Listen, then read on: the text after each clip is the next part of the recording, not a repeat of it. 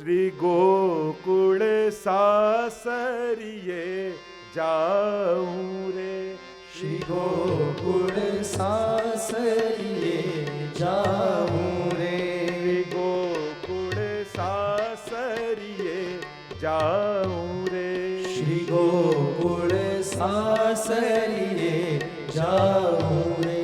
આણું તો મોહન વરનું આવ્યું રે, લખ્યું શ્રી હસ્તતણું ભાવ્યું રે, લખ્યું શ્રી હસ્તતણું ભાવ્યું રે. શ્રી ગોકુળ સાસરિયે જાઉં. આ જીવાત્માના પરમાત્માની સાથે વિવાહ થઈ રહ્યા છે. જીવાત્મા પ્રસન્ન છે, નાચી રહ્યો છે, મને વરવા માટે પરમાત્મા આવ્યો છે.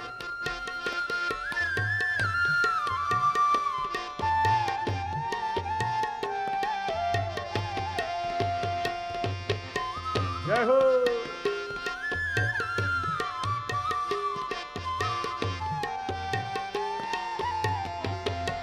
જાવું છે મારે લટકે ને મટકે રે, જાવું છે મારે લટકે ને મટકે રે. મોહન વર જોઈ જોઈ મન અટકે, મોહન વર જોઈ જોઈ મન અટકે. પાયે ને પુરિયા ઠમકે રે, પાયે દે ને પુરિયા ઠમકે રે. શ્રી ગોકુળ સાસરિયે જાવું રે, શ્રી ગોકુળ સાસરિયે જાવું રે. ऐसे वर को क्या वरूं जो जन्मे मर जाए, वर वरिये गोपाल सो मारो चुडलो अखंडे जाए.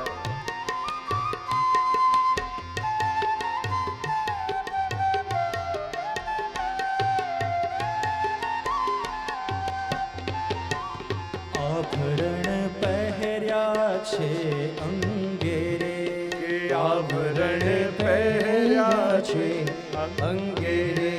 સખી જન શોભે છે સંગે રે, સખી જન શોભે છે સંગે રે.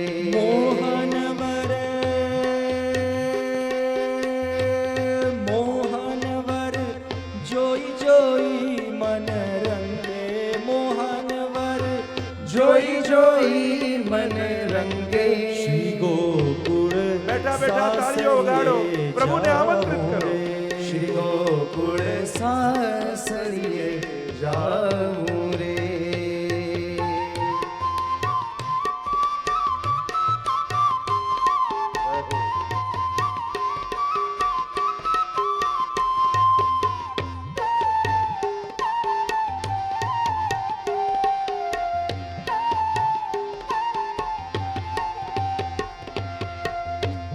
વાટ લડી તો જુએ છે વાલો રે, વાટ લડી તો જુએ છે વાલો રે. સખી જન વહેલેરા ચાલો રે, સખી જન વહેલેરા ચાલો રે.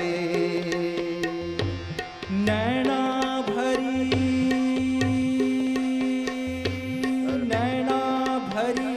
પ્રીતમ વર નિહાળો, નૈણા ભરી પ્રીતમ વર નિહાળો. શ્રી ગોકુળ સાસરિયે જાવું રે, શ્રી ગોકુળ સાસરિયે જાવું રે. સાસરિયું મને વાલે રૂ લાગે રે, સાસરિયું મને વાલે રૂ લાગે રે. ત્યાં તો મારી મનોકામના ભાગે રે, ત્યાં મારી કામ વાસના ભાગે રે. મોહન વર જોઈ જોઈ રઢ લાગે, મોહન વર જોઈ જોઈ રઢ લાગે. શ્રી ગોકુળ સાસરિયે જાવું રે, શ્રી ગોકુળ સાસરિયે જાવું રે. સખી મારે અવસર રૂડો રે, સખી મારે અવસર રૂડો રે. અવિચલ અખંડ પહેર્યો ચૂડો રે, અવિચલ અખંડ પહેર્યો ચૂડો. મારે હે મારે ગોકુલપતિ વર રૂડો શ્રી ગોકુળ સાસરીએ જાવું રે શ્રી ગોકુળ સાસરીએ જવું રે આણું તો મોહન વરનું આવ્યું રે આણું મોહન વરનું આવ્યું રે લખ્યું શ્રી હસ્તતણું ભાવ્યું રે લખ્યું શ્રી હસ્તણું ભાવ્યું રે શ્રી ગોકુળ સાસરીએ જાવું રે શ્રી ગોકુળ સાસરીએ બોલો કૃષ્ણ કનૈયા લાલ લાલ કી જય શ્યામ સુંદર ભગવાન કી જય ભાગવત ભગવાન કી જય શ્રી ગોકુળ સાસરીએ જાઉં રે શ્રી શ્રી ગોકુળ સાસરીએ જાવું રે શ્રી ગોકુળ સાસરીએ જાઉં રે શ્રી ગોકુળ સાસરીએ જાવું રે કૃષ્ણ કનૈયા લાલ કી જય તો આ 7 દિવસ એ ભગવાન સાથે જીવાત્માના અલૌકિક વિવાહ છે. 7મા દિવસે આ પરમાત્મા તમને પોતાનો કરી લેશે. કરો કૃપા હું કરું વિનંતી પોતાનો કરી જાણો. એના રંગે રંગી દેશે, તમે એના થઈ જશો. એને ગમતું ગમવા લાગશે, એને ભાવતું ભાવવા લાગશે. જેમ એક કન્યા પરણીને પતિ પાસે જાય ત્યારે પોતાની બધી જ ઈચ્છાઓ, બધી જ રુચિઓ પતિ પરક કરી દે છે, એમ ભાગવત સાંભળ્યા પછી આ જીવાત્મા પરમાત્મા પરક થઈ જશે. એને રૂચે એ રૂચવા લાગશે, એને ગમે એ ગમવા લાગશે. તો આમ 7 દિવસમાં ભગવાનને આપેલા 7 વચનો જીવાત્માના છે. મહાત્માની કથાને અહીંયા વિરામ આપીએ. બોલો કૃષ્ણ કનૈયા લાલ કી જય પ્રથમ સ્કંદમાં પ્રવેશ કરીએ. 12 સ્કંદ એ શ્રીનાથજી બાબાના 12 અંગ છે. ભાગવતજીમાં મુખ્ય 12 સ્કંદ છે અને વેદમાં પરમાત્માનું સ્વરૂપ દ્વાદશાંગો વહી પુરુષાહ એમ કહ્યું. એ પરમ પુરુષ પરમાત્માના 12 અંગ છે એમ કહેવામાં. એમ શ્રીનાથજી બાબાના પણ 12 અંગ છે. એ જ શ્રીનાથજી બાબાનું વાંગ સ્વયંમય સ્વરૂપ એટલે ભાગવતજી. એટલે એના 12 સ્કંદ સાથે શ્રીનાથજી બાબાના 12 અંગની સમાનતા આચાર્ય ચરણ કરે છે. પ્રથમ 2 સ્કંદ ભાગવતજીના શ્રીનાથજી બાબાના 2 ચરણારવિંદ છે. ત્રીજો અને ચોથો સ્કંદ શ્રીનાથજી બાબાના બંને બાહુ છે. પાંચમો અને છઠ્ઠો સ્કંદ શ્રીનાથજી બાબાની બંને જંઘાઓ છે. સપ્તમ સ્કંદ શ્રીનાથજી બાબાનો મુષ્ટિક વાળો હાથ છે. આઠમો અને નવમો સ્કંદ શ્રીનાથજી બાબાના બંને વક્ષસ્થળ છે. દશમ સ્કંદ શ્રીનાથજી બાબાનું હૃદય છે. એકાદ સ્કંદ એ મસ્તક અને 12મો સ્કંદ એ શ્રીનાથજી બાબાનો ઊંચો ઉઠેલો હાથ, જે હસ્તથી શ્રીનાથજી બાબા પોતાના નિજ ભક્તોને પોતાના આશ્રયમાં બોલાવે છે. આવ આવ આવ આવ. શ્રીનાથજી બાબાના સ્વરૂપની આ જ ભાવના છે. સ્વરૂપ ભાવના શ્રીનાથજીની શું કે ઊંચો હાથ કરી પોતાના નિકુંજના દ્વાર ઉપર ઉભા રહી શ્રીનાથજી બાબા પોતાના નિજ ભક્તોને પોતાના શરણમાં નિકુંજમાં બોલાવી રહ્યા છે. આવ આવ આવ આવ. અને જ્યારે જીવ શરણે આવે ત્યારે શ્રીનાથજી બાબાનો જમણો હાથ મુઠ્ઠી વાળો, અંગૂઠો બાર આમ કમર ઉપર છે. એટલે શરણે જીવ આવે ને એટલે શ્રીનાથજી બાબા ભક્તના હૃદયને પોતાના મુઠ્ઠીમાં બંધ કરી લે અને અંગૂઠો બહાર કાઢી માયાને અંગૂઠો બતાવે છે કે આ જીવ હવે મારો થઈ ગયો, તારા કામનો રહ્યો નથી. હવે તારો પ્રભાવ આના ઉપર નહીં ચાલે, આ મારો થઈ ગયો. કારણ કે મામે વયે પ્રપદ્યંતે માયા મેતામ તરંતિ. જે મારા હોય એ માયાને તરી જાય છે. આ સ્વરૂપ ભાવના. તો આ 12 અંગ શ્રીનાથજી બાબાના એ આ 12 સ્કંદ છે. શ્રીનાથજી બાબાના જો તમે દર્શન કરો તો શ્રીનાથજીના તો દર્શન કરો જ છો, પણ શ્રીનાથજી બાબાની આસપાસ રહેલી કંદરાઓના પણ તમે દર્શન કરો. અને કંદરાઓને જો તમે ધ્યાનથી જુઓ તો એમાં અમુક ચિહ્નો છે. તમે શ્રીનાથજીની કંદરાના દર્શન કરો તો એ ચિહ્નો શું છે? આ 12 સ્કંધોના પ્રતીક રૂપે ચિહ્નો શ્રીનાથજી બાબાની કંદરામાં બિરાજે છે. એટલે કે એક શ્રીનાથજી બાબાના ક્ષણવારના દર્શન માત્રથી પ્રગટ ભાગવતજીના શ્રવણનું ફળ પ્રાપ્ત થાય છે. કારણ કે આ ભાગવતજી મૂર્તિમંત સ્વરૂપે શ્રીનાથજી બાવા રૂપે પ્રગટ બિરાજમાન છે. એ પ્રગટ ભાગવત છે. તમે શ્રીનાથજી બાવાના કંદરાના દર્શન કરો તો સૌથી પહેલા શ્રીનાથજીની કંદરામાં બે ગાયો તમને દેખાશે. એ ગાયો એ ભાગવતના પ્રથમ સ્કંદનું ચિહ્ન છે, સંકેત છે. કારણ કે ગાય પ્રથમ સ્કંદમાં કથા આવે છે, ધર્મ અને પૃથ્વીનો સંવાદ આવે છે. ધર્મ બળદ રૂપે છે ને પૃથ્વી ગાય રૂપે છે, અને બંને સંવાદ કરી રહ્યા છે. તો આ બે ગાયો બીજું કાંઈ નહીં, આ ધર્મ અને પૃથ્વી છે, જે પ્રથમ સ્કંદના પ્રતીક રૂપે છે શ્રીનાથજી બાવાની કંદરામાં. શ્રીનાથજી બાવાની કંદરા જોશો તો શ્રીનાથજીની ઉપર એક શુક છે, પોપટ છે. કંદરામાં ઉપર પોપટ બેઠેલું છે. એ દ્વિતીય સ્કંદનું પ્રતીક છે. કારણ કે દ્વિતીય સ્કંદથી શુક ઉવાચ, સુખદેવજી બોલવાનો પ્રારંભ કરે છે. એટલે આ દ્વિતીય સ્કંદ. શ્રીનાથજી બાવાની કંદરામાં મુનિ બિરાજમાન છે. એ મુનિ છે તૃતીય સ્કંદના પ્રતીક રૂપ કપિલ ભગવાન, જેમણે સાંખ્ય શાસ્ત્રનો ઉપદેશ કરે. શ્રીનાથજી બાવાની કંદરામાં બીજા બે મુનિ બિરાજમાન છે. કંદરાને જોશો તો બે ઋષિ દેખાશે. એ બે મુનિ નર અને નારાયણ છે. એ ચોથા સ્કંદના પ્રતીક રૂપે છે. શ્રીનાથજી બાવાની કંદરામાં એક ઘેટાનું ચિહ્ન છે. ઘેટું મેષ, અને મેષ એ 12 રાશિમાંની પહેલી રાશિ છે. એ પંચમ સ્કંદનું પ્રતીક છે. કારણ કે પંચમ સ્કંદમાં કાલ ગણના આવે છે, જ્યોતિષ શાસ્ત્રનું વર્ણન આવે છે. તો આ મેષ એ 12 રાશિમાંની પહેલી રાશિ, એ 5મા સ્કંદના પ્રતીક રૂપે છે. શ્રીનાથજી બાવાની કંદરામાં બે ગાયો છે. એ 6ઠ્ઠા સ્કંદના પ્રતીક રૂપે સંકેત આપ્યો, કારણ કે એ છે પુષ્ટિ લીલા, 6ઠ્ઠો સ્કંદ. એટલે કે ગાય અને વાછરડું માનું દૂધ પીતું જાય, અને પીતા પીતા માને લાત મારતું જાય, અને લાત મારતું હોય છતાંય માં એને દૂધ પીવડાવવાનું બંધ નથી કરતી. આજ તો એની કૃપા છે, આજ એનું વાત્સલ્ય છે, આજ ભગવાનની પુષ્ટિ છે.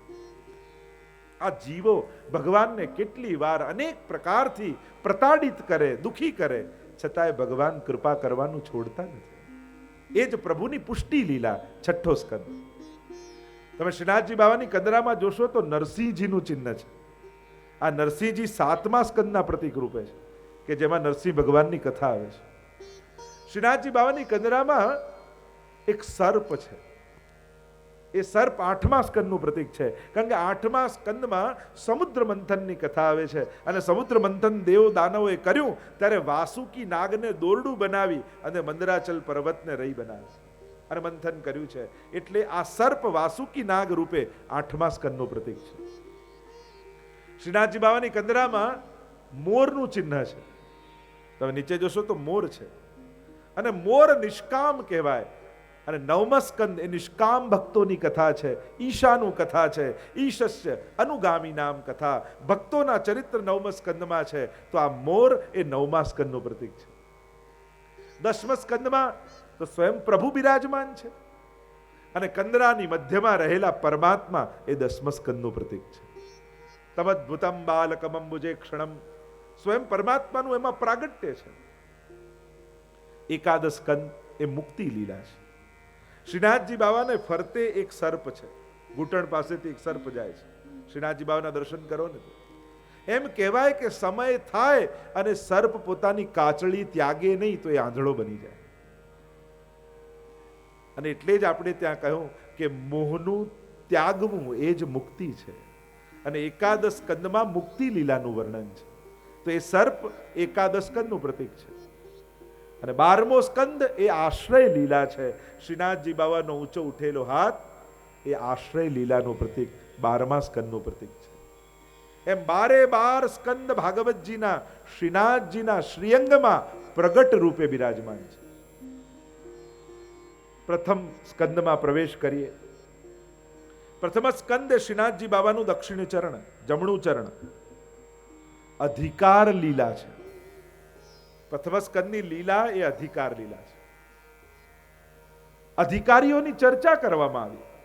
ભાગવતજીમાં 3 વક્તા અને શ્રોતા છે. આ 3 જણાની વચ્ચેનો સંવાદ ભાગવતજી છે, કે જ્યાં કોઈ પ્રશ્ન કરે છે, કોઈ ઉત્તર આપે છે. આપણે ત્યાં પ્રાય દરેક ધર્મ ગ્રંથો ઉપદેશ રૂપે નથી, જાહેર સભામાં નથી, પણ સંવાદ રૂપે છે. કે કોઈ પ્રશ્ન કરે ને કોઈ ઉત્તર આપે. અને એ 3 વક્તા શ્રોતાને 3 અધિકારીઓની કેટેગરી આપવામાં આવી. એક છે ઉત્તમાધિકારી, બીજા છે મધ્યમાધિકારી અને ત્રીજા છે હીનાધિકારી. આ 3 અધિકાર ચર્ચાના ભેદ છે અને મહાપ્રભુજી બહુ વિસ્તારથી સમજાવ્યું છે. ઉત્તમાધિકારી કોણ, મધ્યમાધિકારીના શું લક્ષણ, હીનાધિકારીના શું લક્ષણ. હીનાધિકારીના લક્ષણ એક તો વ્યાવૃત્તિ છે, કથામાં પૂર્ણ નિષ્ઠા નથી, હજી યજ્ઞમાં આસક્તિ છે. અને હીનાધિકારી છે, વક્તા છે સુતજી અને શ્રોતા છે સૌનકજી, જેમની કથા નૈમિષારણ્યમાં થઈ રહી છે. 88,000 ઋષિઓની મધ્યમાં સુતજી પધાર્યા છે અને ત્યાં કથા કરી રહ્યા છે. મધ્યમાધિકારીઓની ચર્ચા આવી. મધ્યમાધિકારી વક્તા છે નારદજી અને શ્રોતા છે વ્યાસજી. કારણ કે વ્યાસજીને જ્યારે મોહ થયો, ઉદ્વેગ થયો કે આટલા ગ્રંથો ને પુરાણો રચ્યા, હજી મનમાં પ્રસન્નતા કેમ નથી, અને ત્યારે નારદજી પધાર્યા ને પોતાનો ભાગવતજીનો ઉપદેશ કર્યો છે. મધ્યમ કયા? કારણ બંને ભગવદ અવતાર છે, પણ છતાંય મધ્યમ, કારણ કે હજી બંનેને સંસારની ચિંતા છે, સંપૂર્ણ વૈરાગ્ય નથી. કારણ કે ઉત્તમાધિકાર, જેટલો વક્તામાં વૈરાગ્ય વધારે એટલી કથા સફળ વધારે થાય. વક્તામાં વૈરાગ્ય જોઈએ, અને એટલા માટે હજી સંસારની ચિંતા છે બંનેને, એટલે મધ્યમાધિકાર. અને ઉત્તમાધિકારીની ચર્ચા કરી. ઉત્તમાધિકારી વક્તા છે સુખદેવજી અને શ્રોતા છે પરીક્ષિત મહારાજ. બંનેને ભગવત દર્શન થયા છે, પણ સંપૂર્ણ કથામાં નિષ્ઠા છે. પરીક્ષિત મહારાજને પણ જ્યારે સમાચાર મળ્યા કે 7 દિવસમાં મૃત્યુ છે, અફસોસ કરીને બેઠા ન રહ્યા. બસ 7 જ દિવસ, પણ 7 દિવસમાં ઉદ્ધાર કેમ કરી લઉં, એનો ચર્ચા, એની ચિંતન કરી. સદગુરુ રૂપે સુખદેવજી મળ્યા એટલે ઉત્તમાધિકારીની ચર્ચા. ઉત્તમાધિકારી વક્તા સુખદેવજી, સંપૂર્ણ વૈરાગ્ય, સંપૂર્ણ નિષ્ઠા પરમાત્મામાં, ભગવાનની કથામાં અનન્ય આસક્તિ છે. અને એવો જ વૈરાગ્ય પરીક્ષિત મહારાજને જ્યારે સમાચાર મળ્યા કે શ્રાપ લાગ્યો છે, અને પોતાનો મુગટ છોડ્યો અને સંન્યાસ જાણે મનોમન ધારણ કર્યો અને ઘર છોડ્યું, પછી પાછળ વળીને જોયું નથી. કારણ કે હવે જોવા છે તો સંસારી લોકોને નહીં, ભગવાનને જોઈ લેવા છે, ભગવાનને પામી લેવા છે. અને સંપૂર્ણ નિષ્ઠા પરમાત્માના ચરણારવિંદમાં છે, સંપૂર્ણ વૈરાગ્ય છે, એટલે ઉત્તમ કક્ષામાં મૂક્યા છે. તો આ 3 પ્રકારની ચર્ચા પ્રથમ સ્કંદમાં આવી છે. પ્રવેશ કરીએ પ્રથમ સ્કંદમાં. કારણ કે જેનો જેવો અધિકાર એને એવી પ્રાપ્તિ. ધુંધકારીને મોક્ષ મળે, પણ પરીક્ષિતને તો ભગવાન મળે. કથા એ જ છે, પણ જેનો જેવો અધિકાર એવી પ્રાપ્તિ થાય. અને એટલા માટે, કારણ કે અધિકાર 2 રીતે વૃદ્ધિ થાય.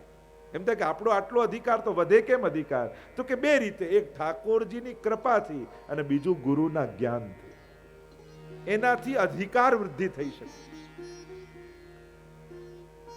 પ્રવેશ કરીએ પ્રથમ સ્કંદમાં. 19 શ્લોક, 19 અધ્યાયમાં પ્રથમ સ્કંદની ચર્ચા કરવામાં આવી. 1 થી 3 અધ્યાયમાં હીનાધિકારીની ચર્ચા કરી, 4 થી 6 અધ્યાયમાં મધ્યમાધિકારીની ચર્ચા કરી, અને 7 થી 19 અધ્યાયમાં ઉત્તમાધિકારીની ચર્ચા કરી છે.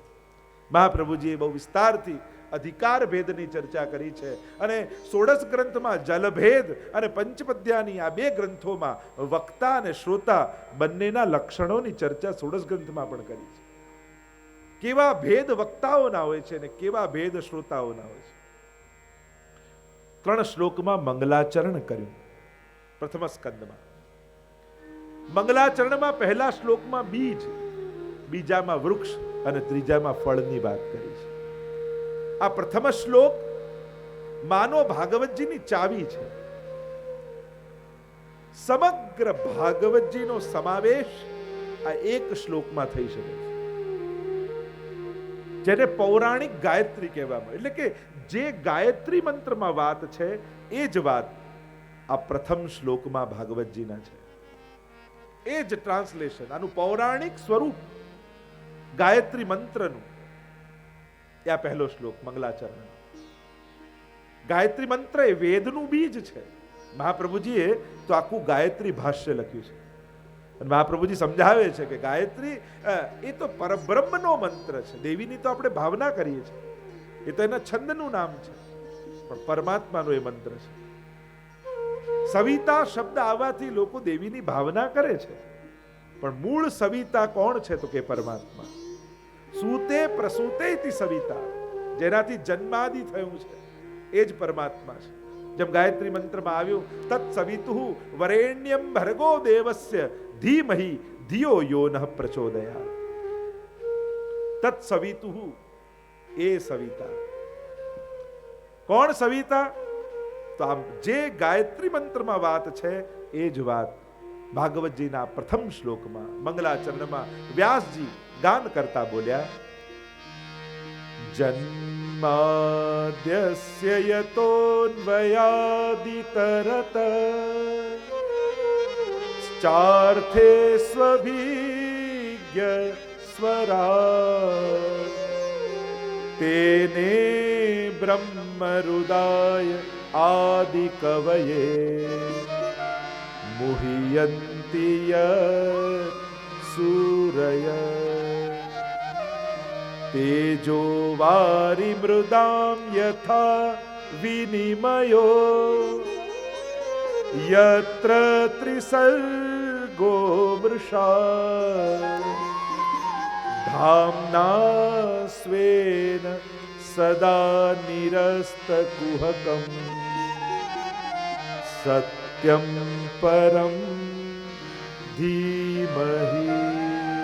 સબ બોલે સત્યમ પરમ ધીમહિ, સત્યમ પરમ ધીમહિ. જે વાત ગાયત્રી મંત્રમાં વેદમાં કરવામાં આવી, કારણ કે વેદમાં વેદનો અધિકાર બધાને નથી, પણ પુરાણનો અધિકાર બધાને છે, એટલે એ જ વાત આ મંત્રમાં કરવામાં આવી, આ શ્લોકમાં કરવામાં આવી. જેમ ગાયત્રી મંત્રમાં કહ્યું તત્ સવિતુઃ, તે સવિતા જેનાથી સૂતે પ્રસૂતેતિ સવિતા, જેનાથી જન્માદિ એટલે કે આ સૃષ્ટિનું સર્જન, પાલન અને લય થાય છે. એ કોણ છે? એ સવિતાનું સ્મરણ કરીએ છીએ અને એ સવિતા એ માં પરમાત્મા છે. અને એ જ વાત અહીંયા કહેતા કહ્યું, જન્માદ્યસ્ય યતોન્વયાદિતરતઃ. જન્માદ્યસ્ય યતઃ, જે બ્રહ્મ સૂત્રમાં કહ્યું, જન્માદ્યસ્ય યતઃ શાસ્ત્રયોનિત્વાत्. જન્માદિ જેનાથી થાય એટલે કે આ સૃષ્ટિનું સર્જન, પાલન અને લય પરમાત્મા કરે છે. મહાપ્રભુજીનો મત શુદ્ધાદ્વૈત બ્રહ્મવાદ છે. એ બ્રહ્મવાદને સંક્ષિપ્તમાં સમજવાનો પ્રયાસ કરીએ. ભગવાન પોતાનામાંથી જ આ બધું સર્જે છે અને એટલા માટે મહાપ્રભુજી જગતને પણ સત્ય કહે છે. બ્રહ્મ સત્યમ જગત સત્યમ. માયાવાદમાં જગતને મિથ્યા માન્યું કે આ જે કાંઈ દેખાય બધું મિથ્યા છે. મહાપ્રભુજી જગત અને સંસાર બંનેનો ભેદ માને છે કે મનુષ્ય જે અહમતા મમતાથી પ્રગટ કરે છે એ મિથ્યા છે, પણ ભગવાને જે સર્જ્યું છે એ સત્ય છે. તો પુનઃ તર્ક કરવામાં આવ્યો કે જે નાશવંત હોય એને સત્ય કેમ કહેવાય? સત્ય કોને કહેવાય? જે ત્રિકાલા બાધિત હોય, જે પહેલા હતું, આજે છે અને પછી પણ રહેશે, એને જ સત્ય મનાય, બાકી બધું જ અસત્ય છે. તો જગત તો પહેલા નહોતું, પછી ભગવાને સર્જ્યું તો દેખાયું અને ફરી લય કરી દે તો એનો નાશ થઈ જાય, પછી તમે એને સત્ય કેમ માનો છો? ત્યારે મહાપ્રભુજી કહે કે ભગવાન જગતનું સર્જન અને વિસર્જન નથી કરતા, પણ ભગવાન જ જગત રૂપે પરિણમિત થાય છે. એટલે મહાપ્રભુજી સર્જન અને વિસર્જનની ફિલોસોફી નથી માનતા, પણ મહાપ્રભુજી આવિર્ભાવ અને તિરોભાવ માને છે. ભગવાન પોતે જગત રૂપે આવિર્ભૂત થાય છે. આત્મકૃતેત પરિણામાત, બહારથી કોઈ મટીરિયલ લાવતા નથી, ભગવાન પોતાને જગત રૂપે પરિણમિત કરે છે અને લીલા કરે છે. અને પાછું જ્યારે લય કરવાનું હોય ત્યારે વિસર્જન નથી, પણ એનો પોતાનામાં તિરોધાન કરી લે છે, તિરોભાવ કરી લે છે.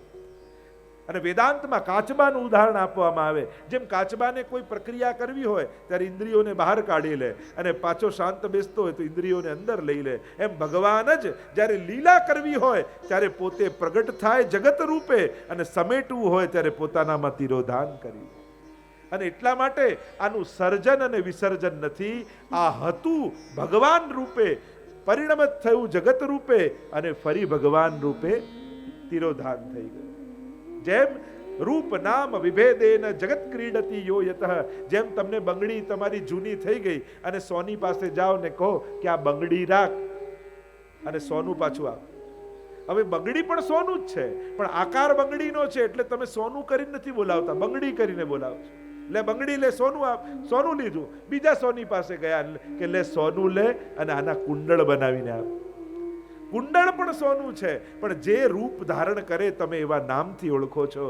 એમ જ ભગવાન જ રૂપ નામ વિભેદેન જગત ક્રીડતી યો યત, રૂપ નામના ભેદથી એ ભગવાન જ ક્રીડા કરી રહ્યો છે, પણ આપણે એને એ આકાર અને નામથી ઓળખીએ છીએ. એટલે મહાપ્રભુજી સમજાવે બે પ્રકારના પરિણામવાદ. વેદાંતની થોડી ચર્ચા કરું તો વિકૃત પરિણામવાદ, બીજું છે અવિકૃત પરિણામવાદ.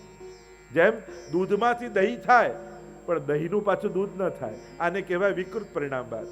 બીજું કહેવાય અવિકૃત પરિણામવાદ. નાનકડું રબડ હોય, તમે એને ખેંચો તો લાંબુ થાય, પણ છોડી દો તો પાછું જેટલું હોય એટલું થઈ જાય. આને કહેવાય અવિકૃત પરિણામવાદ. એમ ભગવાન જગત રૂપે પરિણમિત થઈ પણ વિકૃત નથી, અવિકૃત છે, પાછા પરમાત્મા રૂપે પરિણમિત થઈ જાય છે.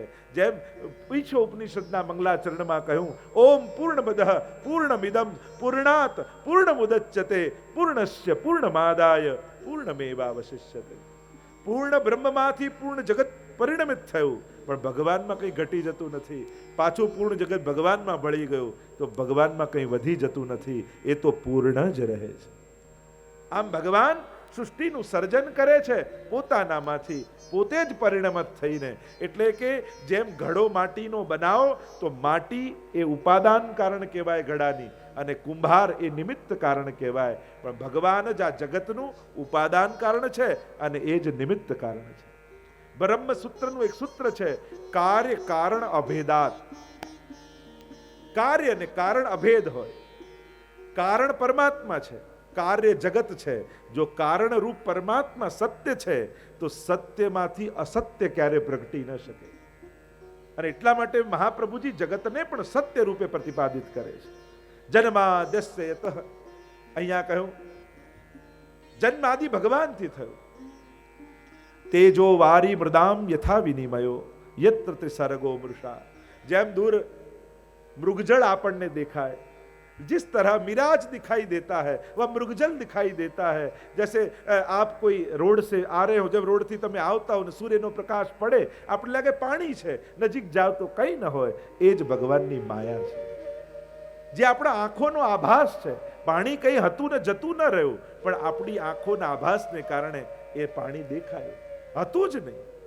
એમ જ સંસારમાં ભગવાનનું પડતું પ્રતિબિંબ આનંદ રૂપે દેખાય છે, પણ નજીક જાઓ તો એમાં આનંદ હોતું નથી, કારણ કે એમાં છે નહીં, આપણી કલ્પના છે. જેમ કોઈ અરીસાની આગળ તમે ઊભા હો અને પાછળની કોઈ વસ્તુ તમને અરીસામાં દેખાતી હોય, તમને એમ લાગે કેટલી સરસ વસ્તુ છે, અને એ વસ્તુ તમારે જોઈતી હોય તો અરીસા તરફ જાઓ કે એનાથી દૂર જવું પડે. તમે વસ્તુ લેવા જો અરીસા તરફ જાઓ તો ભટકાઈ જાઓ ને વસ્તુ ન મળે, પણ જો એ વસ્તુ જોઈતી હોય તો અરીસાથી દૂર જવું પડે. એમ જ સંસારમાં પ્રતિબિંબ પરમાત્માનું આનંદ રૂપે દેખાય, પણ સંસાર તરફ જાઓ તો નહીં મળે, એનાથી દૂર પરમાત્મા તરફ જાઓ તો એ સુખને તમે પામો. તેજો વારી મૃદામ યથા વિનિમયો યત્ર ત્રિસર્ગો મૃષા ધામના સ્વેન સદા નિરસ્તકૂકમ સત્યમ પરમ ધીમહિ. એવા પરમ સત્યનું અમે ધ્યાન ધરીએ છીએ. પરમ સત્ય કોણ છે? અહીંયા કોની કથા છે?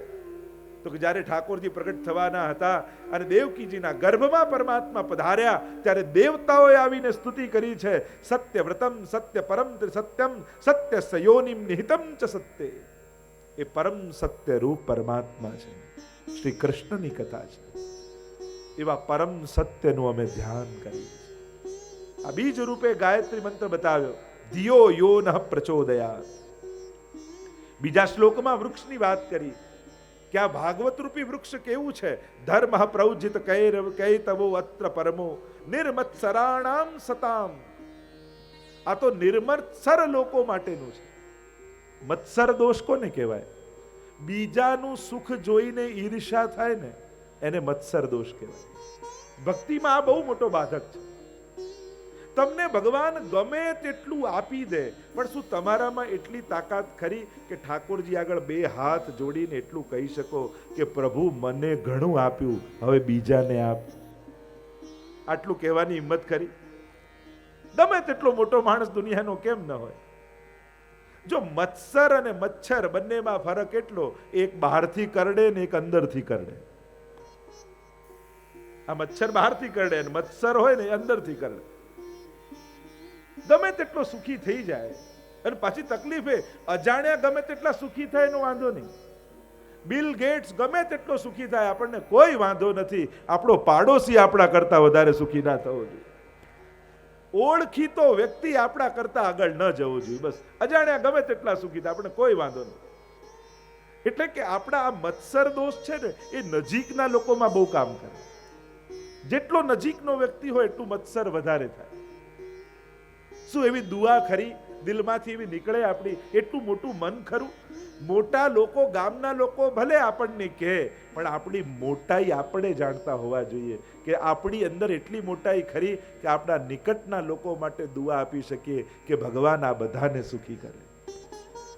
આટલી દુઆ ભગવાન પાસે માંગવાની તાકાત ખરી? આના માટે બળ જોઈએ.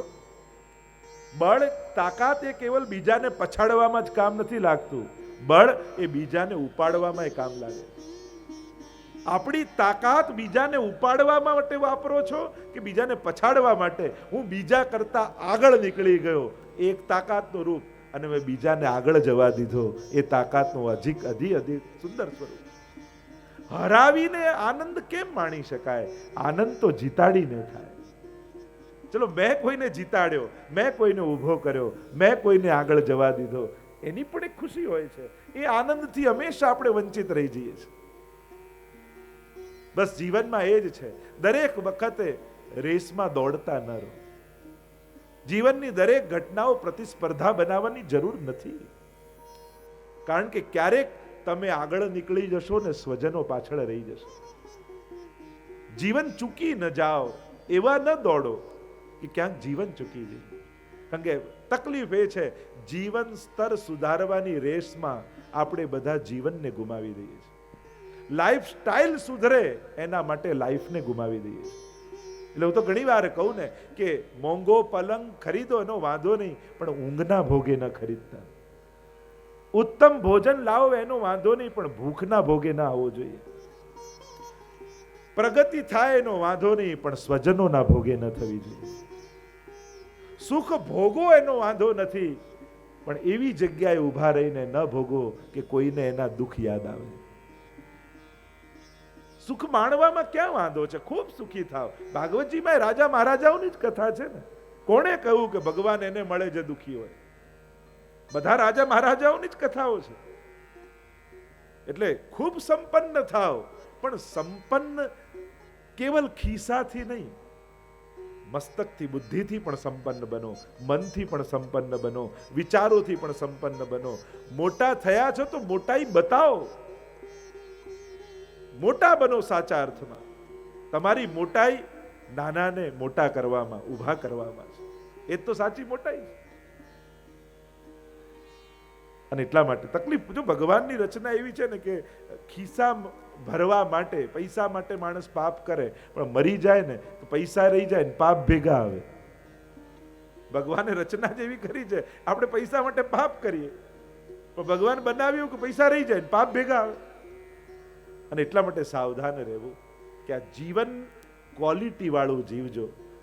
કેવલ ક્વોન્ટિટીઓ જુદા જુદા રૂપે ભેગી કરી એમાં જીવ ખતમ ન થઈ જાય. જીવન એની સાવધાની રાખજો.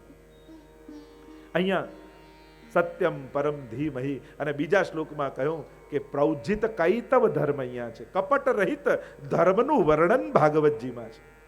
કપટ રહિત ધર્મ કયો? કપટ શું છે ભક્તિમાં? તો કે ભગવાન પાસે જઈને પણ ભગવાન ન માંગવા અને ભગવાનથી માંગવું એ કપટ છે. ભગવાન પાસે જઈને પણ સંસાર માંગવો એ ક્યાંક કાપટ્ય છે. જો ભગવાન આપણને વસ્તુ આપે, શેના માટે? કે તમારો પ્રેમ એને મળે. આપણા પ્રેમ અને ભગવાનના પ્રેમમાં ફરક એટલો, આ ભગવાન પ્રેમ માટે વસ્તુ આપે છે અને આપણે વસ્તુ માંગીએ અને વસ્તુ મળે એટલા માટે પ્રેમ આપીએ.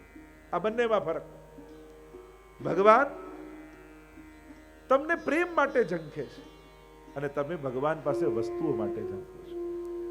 બસ ભાગવતજી દ્વારા શું થશે?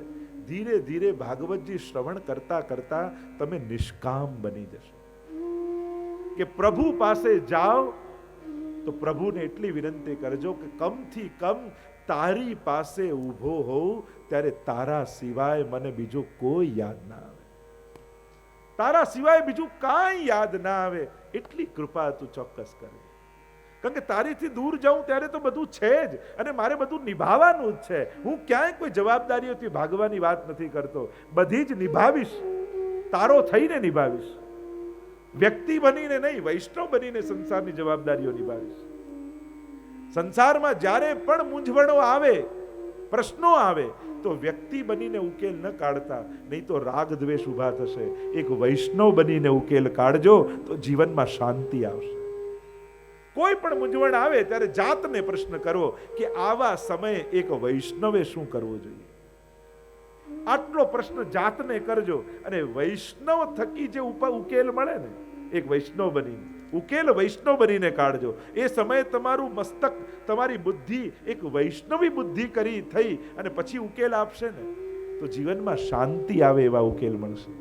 પણ વ્યક્તિ બનીને કાઢવા ગયા તો ક્લેશ અને દ્વેષ સિવાય બીજું કાંઈ નહીં મળે.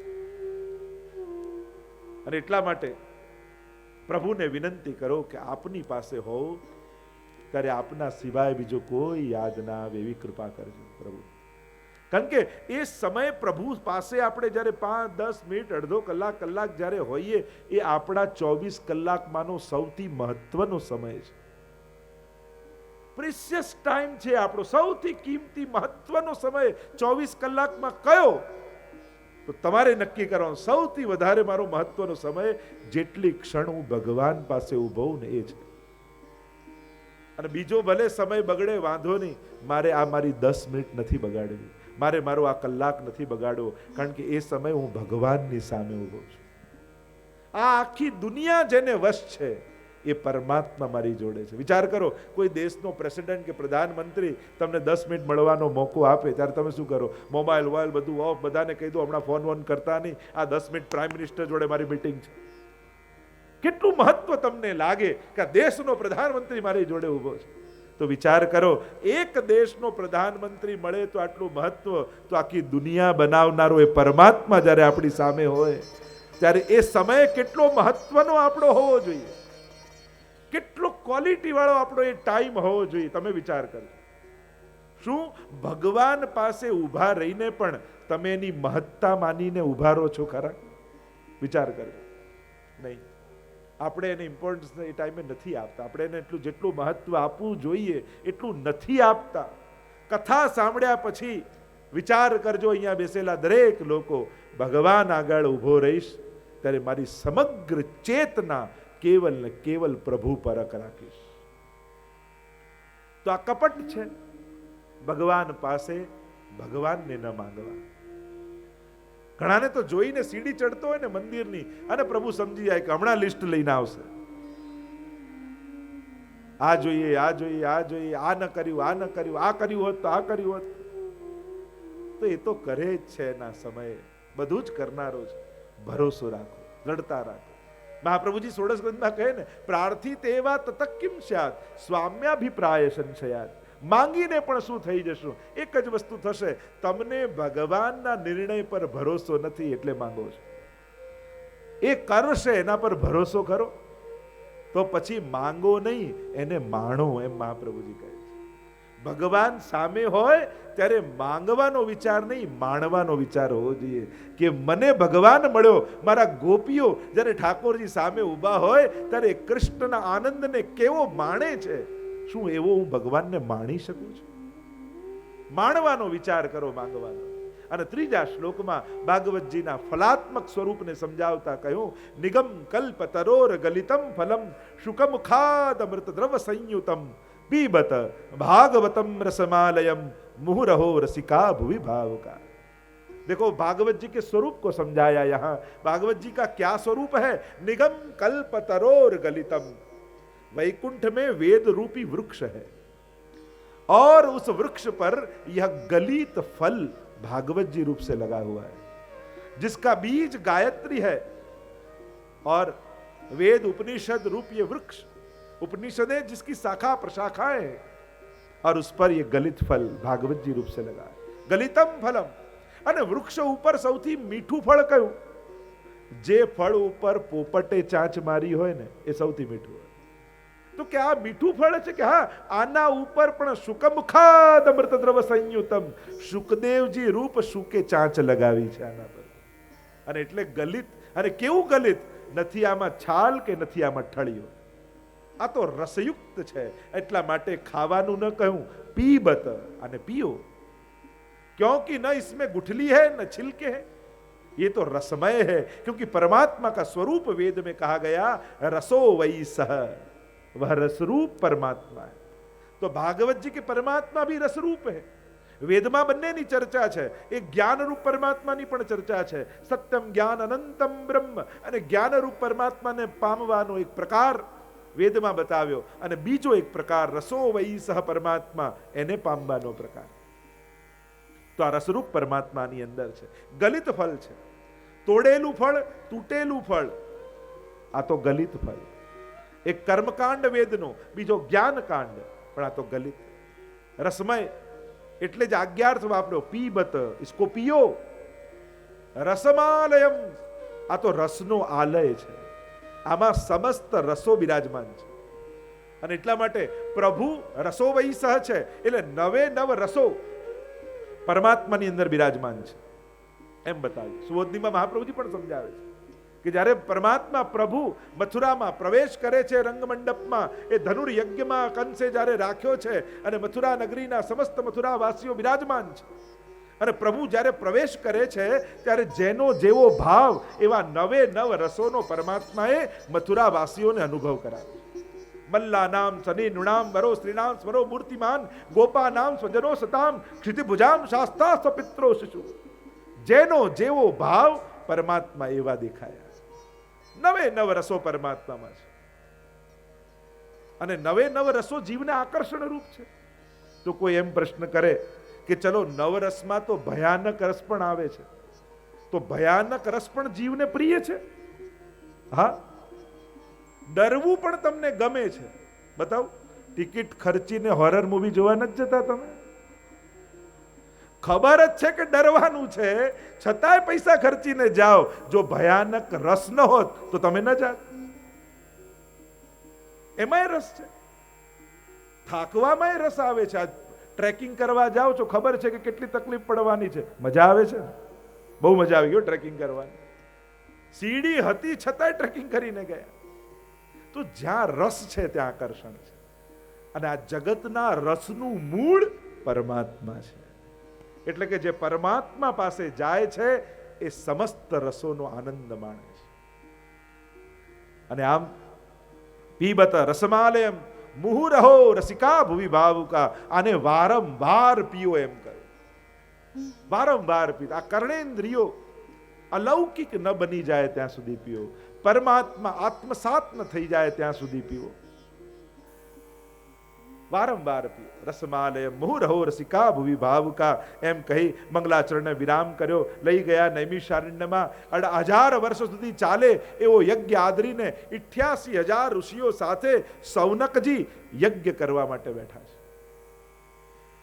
બ્રહ્માજીએ સ્થાન બતાવ્યું, નૈમિષારણ્યમાં આવ્યા છે.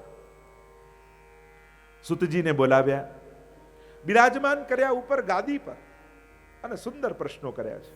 મહાપુરુષો મળે તો કેવી જિજ્ઞાસાઓ પ્રગટાવે.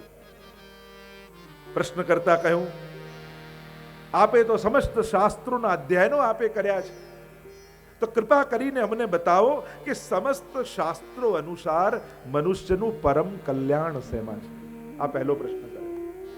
કુલ 6 પ્રશ્નો કર્યા સૌનકાદિ ઋષિઓએ.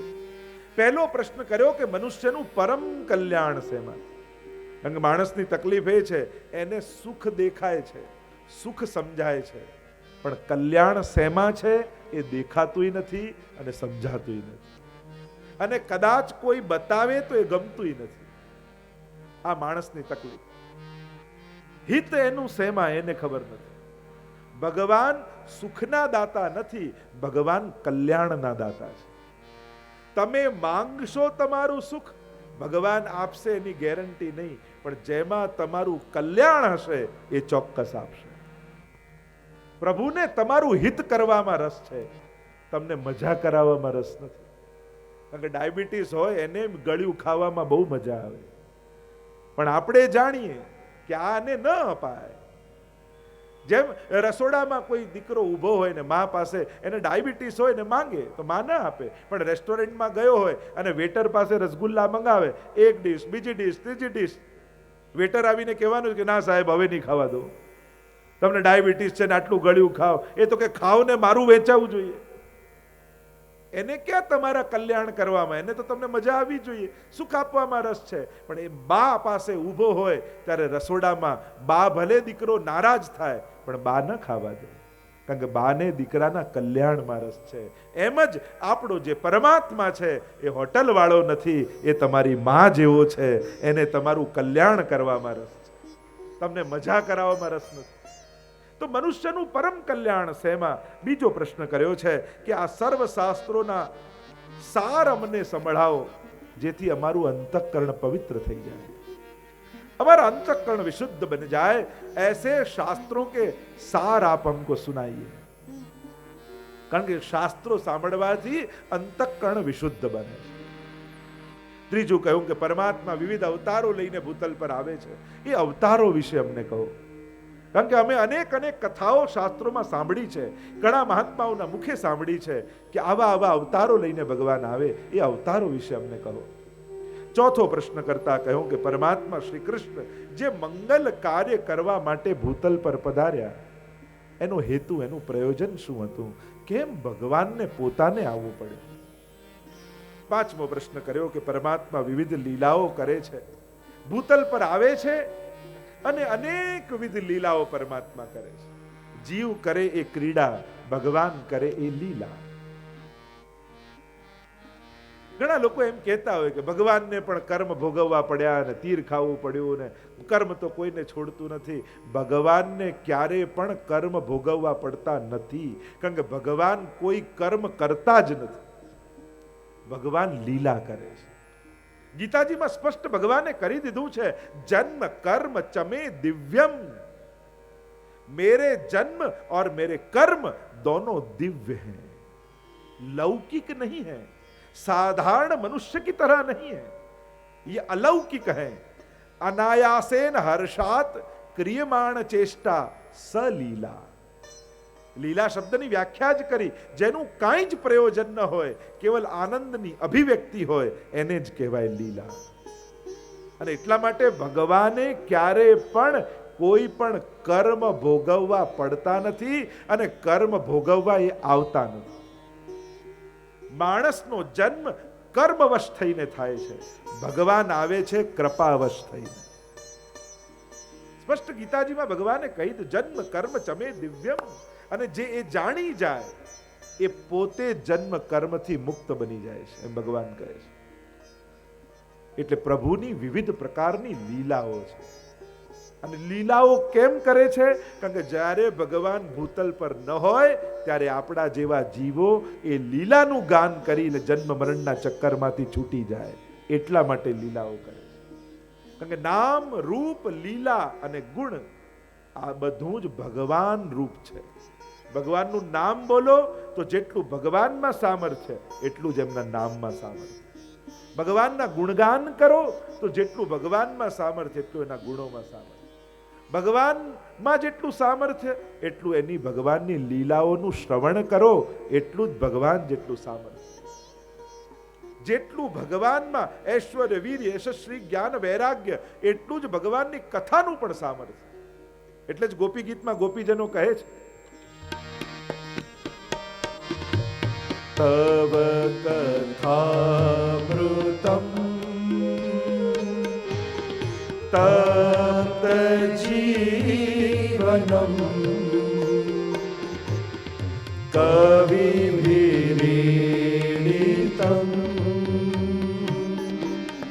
કલ્મષાપહમ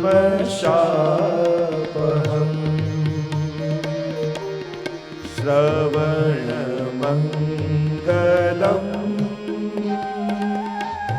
શ્રીમદાતતમ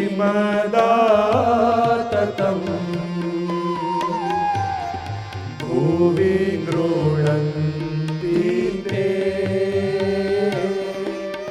ભૂરિદા જના. पुकारिए मेरे साथ, ઓ શ્રીનાથજી દરેક નો અવાજ આવે. આવજો તમે વાટ જોઈ રહ્યા ક્યારના તમે. गोपियां कहने लगी, प्रभु जो आप में सामर्थ्य है वही आपकी कथा में है. तव कथामृतम तप्त जीवनम कवि भीड़ितम कल्मषापहम श्रवण मंगलम श्रीमदाततम भुवि गुणंति ते भूरिदा जना. મહાપ્રભુજી સુબોધનીમાં સમજાવે, જે 6 ગુણ પરમાત્મામાં, એ જ 6 ગુણ ભગવાનની કથામાં હોય છે. અને એટલા માટે અહીંયા શૌનકાદી ઋષિઓ પ્રશ્ન કરે છે, ગુરુદેવ ભગવાનની લીલાઓ વિશે અમને કહો. એવી સુંદર સુંદર પ્રભુ લીલાઓ કરે છે. ગમે તેવો જીવ કેમ ન હોય, ગમે તે અવસ્થાનો કેમ ન હોય, આ કૃષ્ણ ચરિત્ર એવું છે ને, બાળકને ગમે, યુવાનને ગમે ને વૃદ્ધને ગમે. એ બ્રહ્મચારીને ગમે, ગ્રસ્તને ગમે, વાનપ્રસ્થને ગમે ને સંન્યાસીને ગમે. એ વેપારીને ગમે, એ ગ્રસ્તને ગમે, એ ભક્તને ગમે. દરેકનું મન હરણ કરનારું પરમાત્માનું આ સુંદર કૃષ્ણ ચરિત્ર છે. એવા ભગવાનની આ લીલાઓ છે. એ લીલાઓ વિશે અમને કહો. અને છઠ્ઠો પ્રશ્ન કર્યો, ભગવાન જ્યારે આ ભૂતલ પર હોય, 2 પ્રકારના ટાઈમ પીરિયડ આપણે ત્યાં કયા શાસ્ત્રોમાં, એક અવતાર કાલ અને બીજો અનવતાર કાલ. એટલે કે ભગવાનનો જ્યારે અવતાર કાલ ચાલતો, અવતાર કાલ એટલે જે સમયે આ ભૂતલ પર ભગવાન પોતે હોય પ્રગટ સ્વરૂપે, ત્યારે ધર્મ ભગવાનની શરણમાં રહેતો હોય છે. પણ પ્રશ્ન એ કર્યો કે પ્રભુ જ્યારે સ્વધામ પધારી ગયા પછી ધર્મ કોના શરણે ગયો? આપ અમને એ શરણ બતાવો તો અમે એનું શરણું લઈએ, તો અમે સાચા અર્થમાં ધર્મનું પાલન કરી શકીએ. એવી કથા પણ આવે છે ને ભાગવતજી આદિમાં, કે જ્યારે પ્રભુ સ્વધામ પધારી રહ્યા હતા અને ઉદ્ધવજી સામે ઊભા છે, 2 હાથ જોડીને વિનંતી કરે છે, આંખો આંસુઓથી ભરાયેલી છે, હૃદય ગદગદિત થયું છે. અને રૂંધાયેલા કંઠે ઉદ્ધવજી કહે કે પ્રભુ આપ આ ભૂતલનો ત્યાગ કરી દેશો ત્યારે અમે આપનો અનુભવ કેમ કરીશું? કૃષ્ણ વગર અમે કેમ જીવીશું? અને ત્યારે એમ કહેવાય છે કે એ સમયે ભગવાને કહ્યું કે હું મારું સમગ્ર તેજ આ ભાગવતજીમાં પધરાવીને જાઉં છું, અને હું પ્રગટ ન હોઉં ત્યારે ભાગવતજીનો આશ્રય કરશો તો તમને સાક્ષાત મારો અનુભવ થશે. અને અનવતાર કાલમાં સ્વયં ભગવાન આ ભાગવતજીમાં વિદ્યમાન છે. અને એટલા માટે જ્યારે પણ પ્રભુનો અહેસાસ કરવો હોય ત્યારે ભાગવતજીનો આશ્રય કરજો. ભાગવતજીનું ગાન, પાન, શ્રવણ પરમાત્મા મળ્યાનો આનંદ આપનારો છે. અને અહીંયા એટલે જ પ્રશ્ન કર્યો છે કે પ્રભુ સ્વધામ પધારી ગયા પછી ધર્મ કોના શરણે ગયો એ અમને સમજાવો. અને જ્યારે આ સુંદર પ્રશ્નો કર્યા છે ત્યારે મનુષ્યનું પરમ કલ્યાણ શેમાં છે એને સમજાવતા સુતજી ઉત્તર આપતા બોલ્યા, સવૈ પુંસામ પરો ધર્મો યતો ભક્તિરધોક્ષજે અહૈતુક્ય પ્રતિહતા યયાત્મા સંપ્રસિદતે. મનુષ્યનું પરમ કલ્યાણ શેમાં છે એને સમજાવતા સુતજીએ કહ્યું કે મનુષ્યનું પરમ કલ્યાણ કેવલ ને કેવલ પરમાત્માની વિશુદ્ધ ભક્તિમાં છે. અહેતુકી અપ્રતિહતા બે વિશેષણ આપ્યા. એક હેતુ રહિત થઈને ભક્તિ કરવી અને બીજું અખંડ ભક્તિ કરવી. तैल धारावत. नारद जी के भक्ति सूत्र के शब्दों में कहूं तो भक्ति कैसी होनी चाहिए तो कि तैल धारावत, तेल की धारा की तरह. और नारद जी ने भक्ति सूत्र में बताया भक्ति का स्वभाव कैसा है तो कि प्रतिक्षण वर्धमानम. ભક્તિની વ્યાખ્યા 3 આચાર્યોએ આપી છે. એક સાંડિલ્ય મુનિ, બીજા નારદજી અને ત્રીજા વ્યાસજી. સાંડિલ્ય મુનિએ ભક્તિની વ્યાખ્યા કરતા કહ્યું સા પરાનુરક્તિ ઈશ્વરે. ઈશ્વરમાં પરમ અનુરક્તિ એ ભક્તિ છે. નારદજીએ નારદ ભક્તિ સૂત્રો લખ્યા છે. અદ્ભુત ભક્તિ સૂત્રો છે, વાંચવા જેવા છે. અને એમાં ભક્તિની વ્યાખ્યા કરતા કહ્યું સાતુ અસ્મિન પરમ પ્રેમ રૂપા અમૃત સ્વરૂપા ચ ય લબ્ધ્વાપમાન સિદ્ધો ભવતી અમૃતો ભવતી તૃપ્તો ભવતી. સાતુ અસ્મિન પરમ પ્રેમ રૂપા, પરમ પ્રેમ રૂપા છે. અને ય લબ્ધ્વાપમાન, જેને પામી જાય એ ભક્તિને પામી જાય એ ય લબ્ધ્વાપમાન સિદ્ધો ભવતી અમૃતો ભવતી તૃપ્તો ભવતી. એ પરમ તૃપ્તિને પામી જાય. અને ત્રીજી વ્યાખ્યા વ્યાસજી આપી જે મહાપ્રભુજીએ સ્વીકૃત કરી મહાત્મ જ્ઞાન પૂર્વસ્તુ સુદૃઢ સર્વતોધિક સ્નેહ ઇતિ ભક્તિ. અને આ ભક્તિ દ્વારા જ મનુષ્યનું પરમ કલ્યાણ સંભવ છે. બાકી આ સમય કલયુગમાં અન્ય કોઈ સાધને મનુષ્યનું કલ્યાણ નહીં થાય. પુણ્ય થઈ શકશે, પુણ્યોથી સુખ આવશે, પણ સુખને સાચવતા ન આવડ્યું ને તો એ જ સુખો પતનનું કારણ થઈ જશે. સુખ આવી જ ગયું એટલે પોતાની જાતને સફળ ન માનતા. સફળ ત્યારે થાય જ્યારે સુખને તમે ભક્તિમાં અને પ્રભુને સુખ આપવામાં એ સુખનો ઉપયોગ કરી શકો ત્યારે માનજો કે સાચા અર્થમાં હવે સુખી થયા. તમારું સુખ અન્યના સુખનું કારણ બન્યું કે નહીં એને ચેક કરતા રહે. અને સૌથી મોટી વાત જે મહાપ્રભુજી કહે છે કે તમારું સુખ પ્રભુની પ્રસન્નતાનું કારણ બનાવી શક્યા કે નહીં, ત્યારે જ વૈષ્ણવી જીવનની સફળતા છે. કારણ કે આખી દુનિયા ભગવાન પાસે સુખ લેવા જાય પણ ભગવાનને એમ થાય કે હું સુખ લેવા ક્યાં જઉં, તો એ મહાપ્રભુજીના સેવકોના ઘરે આવીને બિરાજી જાય છે કે આ વૈષ્ણવ મારા સુખનો વિચાર કરશે. તો આ દુનિયામાં આખી દુનિયા સુખ ભગવાન પાસે માંગવા જાય છે પણ કેવલ મહાપ્રભુજીનો સેવક એક એવો છે કે ભગવાનને સુખ મેળવવું હોય ત્યારે એના આંગણે આવીને ઉભા રહી જાય. આ ગોપીઓના આંગણે આવીને પરમાત્મા ઉભો રહે છે કારણ કે ગોપીઓ પ્રભુના સુખનો વિચાર કરે છે. તો આમ જ્યારે પરમ કલ્યાણની વાત કરી અને આગળ અનેક પ્રકારના પ્રશ્નોની વાત કરી, ત્રીજો ઉત્તર કહ્યો કે આ ભગવાન વિવિધ અવતારો લઈને ભૂતલ પર આવે છે, એ અવતારો વિશે અમને જણાવો. અવતાર શબ્દને સમજાવતા કહ્યું અવતરું, ઉપરથી નીચે આવવું એ અવતાર. 3 શબ્દને સમજજો, ભગવાન, અવતાર અને દેવતા.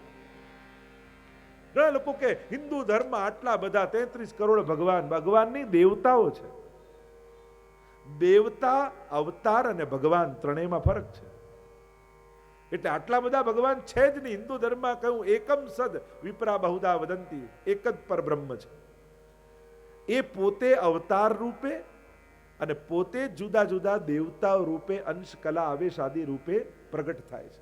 પોતે જ દેવતાઓને પ્રગટ કરે છે અને પોતે જ અવતારો રૂપે આવે છે.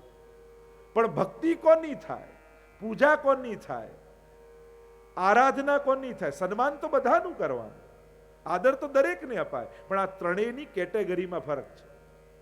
દેવતાઓ ભગવાને જુદા જુદા કાર્ય કરવા માટે પ્રગટ કર્યા છે.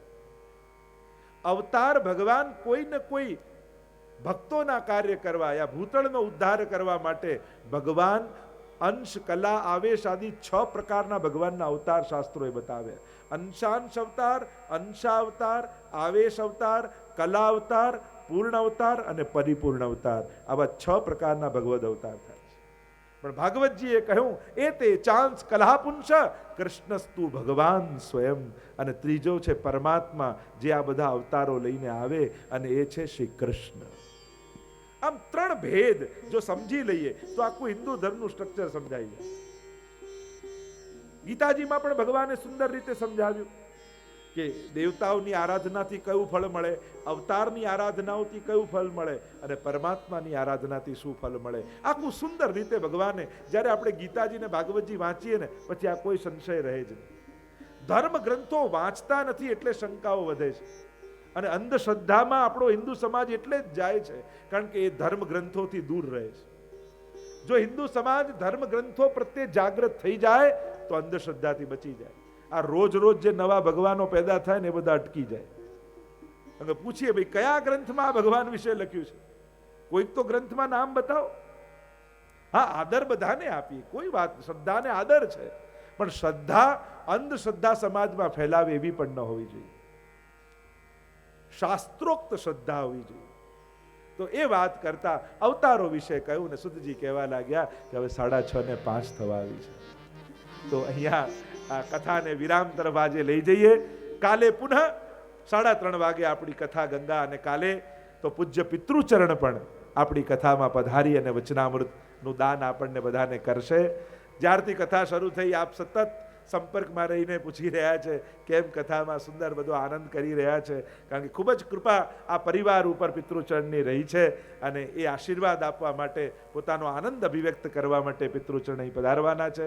ખાસ પૂર્વમાં જે બધાઈ આપવામાં આવી, ફેબ્રુઆરી મહિનામાં 15 ફેબ્રુઆરીથી 19 ફેબ્રુઆરી સુધી નાથદ્વારામાં શ્રીનાથજી ગુણગાન મહોત્સવનું દિવ્ય આયોજન કરવામાં આવ્યું છે. તો આપ બધા જ એમાં આમંત્રિત છો.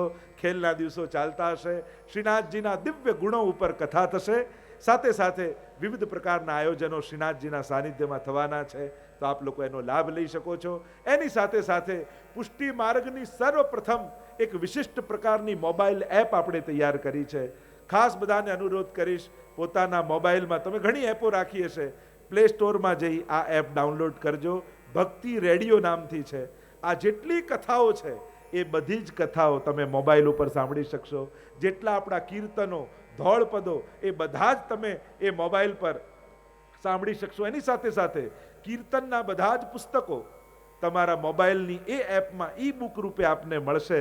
એટલે કદાચ ક્યાંક સત્સંગમાં ગયા હો અને પુસ્તકો આપની સાથે ન હોય, પણ મોબાઈલમાં જ આ એપ ખોલશો તો બધા જ પુસ્તકો ત્યાં આપને મળી જશે. તો પહેલી વાર આવા વિશિષ્ટ પ્રકારની એપ, અને એની સાથે 84-252ની વાર્તા, શિક્ષાપત્ર, ગીતાજી, ભાગવતજી, આ બધા જ ગ્રંથો તમને એમાં મળશે. તો દરેક વ્યક્તિ પોતાના ઘરમાં, પોતાના બાળકોના મોબાઈલમાં પણ આ ભક્તિ રેડિયો એપ ડાઉનલોડ કરે, જેથી એ લોકો પણ ભજન, કીર્તન અને વચનામૃતનું શ્રવણ કરી શકે. તો આજની કથાને વિરામ આપતા બોલો ગોવર્ધન नाथ की जय, વલ્લભાધીશ ईश की जय, શ્યામ સુંદર श्री શ્રી यमुने महारानी की શ્રી जय, ભાગવત ભગવાન भगवान की जय.